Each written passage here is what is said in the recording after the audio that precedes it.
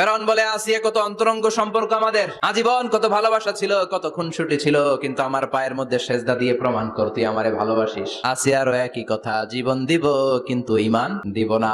ফেরাউন বলল, তোকেও আমি ছাড়বো না, তোকে আমি উলঙ্গ করব। হাজার হাজার মানুষের সামনে আসিয়ার কাপড় টেনে নেওয়া হলো, তক্তার মধ্যে শুইয়ে তক্তার মধ্যে হাতে পায়ে পেরেক মারা হলো, হাতের এই পাশ দিয়ে পেরেক ঢুকে ওই পাশ দিয়ে বেরোয়।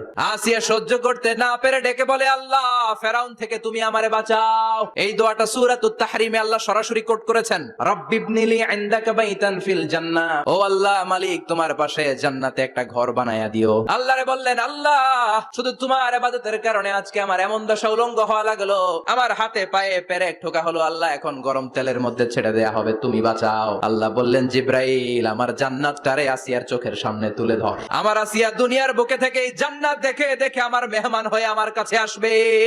আসিয়াকেও গরম তেলের মধ্যে ফেলে দেয়া হলো। দুনিয়া